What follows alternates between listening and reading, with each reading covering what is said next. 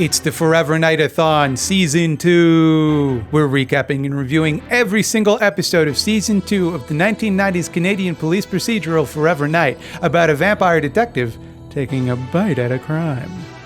Uh-oh, what's this guy so nervous about in the cold open to Season 2, Episode 7, Hunted? Continuously checking his conspicuous watch, freaking out at the sight of every stranger on the street.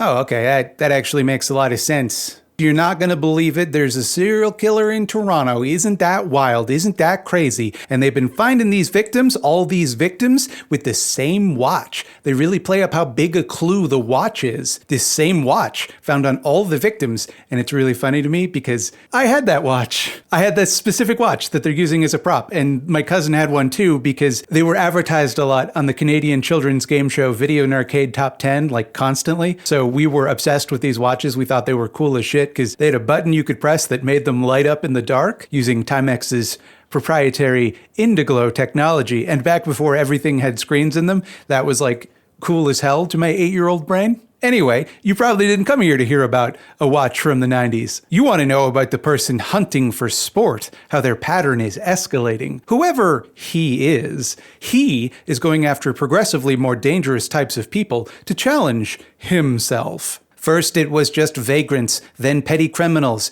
now this skinhead guy who's really good with knives, and now the most dangerous game, a biker guy. Nick knows a thing or two about hunting people. He used to do that. This week we get a rare evil Nick flashback before he decided killing wasn't cool. The vampire polycule are out in the woods and decide to challenge themselves by each trying to capture and gorble this hunter dude. Nick and Skanky go undercover, by which I mean they walk around being conspicuous. I guess Nick is meant to look like a homeless guy here, but he doesn't.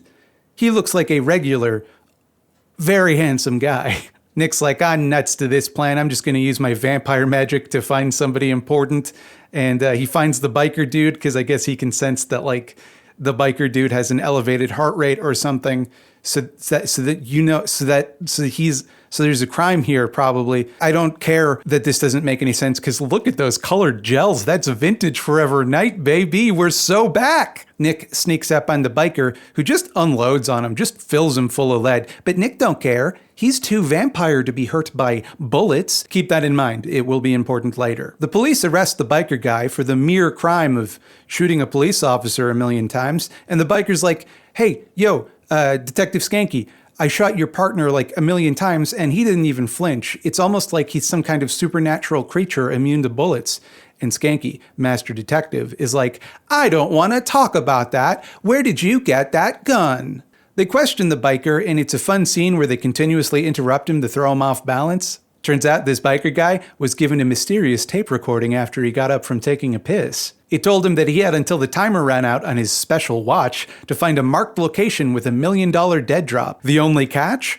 Someone would be hunting him. Jeepers creepers. Whoever this thrill killer is, he has a lot of resources at his disposal. On his way home, Skanky gets shot with a tranquilizer dart and wakes up tied to a chair. There's a lady there, and Master Detective Donald Skanky is like, oh, thank God, a harmless woman. You gotta get me out of here. I've been captured by a killer, a dangerous male killer. Now, prepare yourselves for a shock because it turns out the killer, the mysterious thrill killer hunting people, it's this woman. That's right, a woman killer. Not a killer of women, like is normal on this show, but a woman who does killing herself. Women really can do it all. This is the Hunter, played by guest star Gwyneth Walsh, and she is the best villain this show has ever had. Aside from Lacroix, of course. It cannot be overstated how much the Hunter owns. She is an absolute delight. Her motivation is that she was born rich.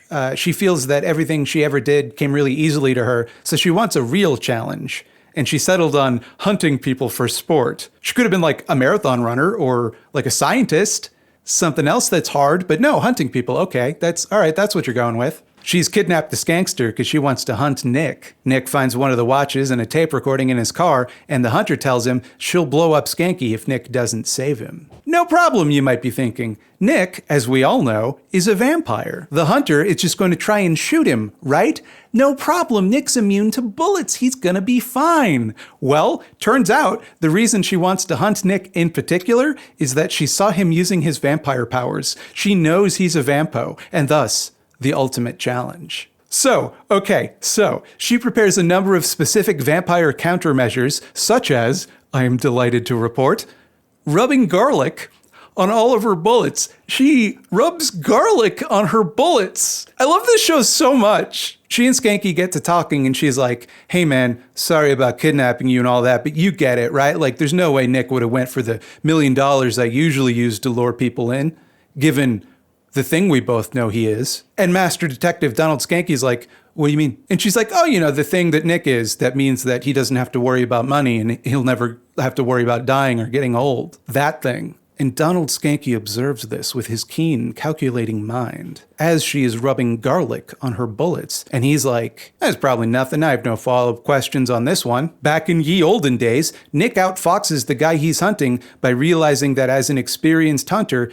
the man knows how Nick thinks. So he does something unexpected, something a Nick-type figure would never do, and waits for him in the same clearing where they met. The polycule indulges in a celebratory gorbling, but then Nick is sad when the man's widow finds his lifeless body, and suddenly he realizes, oh shit, killing people makes their family sad. I didn't know that. That sucks. In ye olden 90s, Nick and the hunter have a series of face-offs where she continuously gets the better of him with vampire traps. And you can tell she's having so much fun. She keeps commenting how glad she is that all of the vampire folklore she knows just so happens to be true. Eventually, though, all good things must come to an end, and Nick frees Skanky by catching a crossbow bolt with his bare hand right in front of him. No follow-up questions from the Skank man, just sees that and goes, yeah, I guess people can do that. I guess that's just a thing regular, normal, mortal people can do. The hunter is in hot pursuit, but predictably, she does the thing. You know the thing I'm talking about, the thing you must do when you try to blow someone up with a bomb, but instead, it backfires and the bomb kills you. Oh, shit. This episode would be incomplete had she not done that, and they were wise to include this. Nick explains to Natalie that he outfoxed the hunter by doing what she least expected, but I get how that relates to the flashback and stuff, but I don't see how you did. You kind of did exactly what she expected you to do. Never mind though, my God, what an episode, holy shit. It is an absolute tragedy that the hunter was killed off in this episode. She is a blast. I would have loved for her to stick around, keep occasionally being a thorn in Nick's side. Like maybe once or twice a season, the hunter shows up, she's got her little games that she plays. That would have been great. They were firing on all cylinders with this one. The A-plot, the flashbacks, all of it was great. The back and forth between Nick and the hunter was just such a joy to watch. What would you give me if I let you live? A taste of hell. Skanky comes off looking like a complete dope, though. As he often does, I suppose, but he is in rare form this week. He has to ignore so much evidence that there's at least something weird about Nick. It's almost like he's doing it on purpose. Does he know? No, he doesn't. Don't fan theory about it. Later episodes will make very clear that he does not, in fact, know. It goes without saying that the absolute VIP of this episode is Gwyneth Walsh as the hunter. Let us give her flowers, because good golly gumdrops, what a performance. I love it when this show just lets some Canadian character actor you've never heard of really flex their muscle, and she absolutely kills it. She has this devil-may-care, laissez-faire attitude towards everything around her, and it's so infectious. She finds out that this dude is a vampire, and her first thought is, I wonder if I could kill that guy. Let's find out. And the only reason she can't is because Nick has more experience as a hunter of men than she does.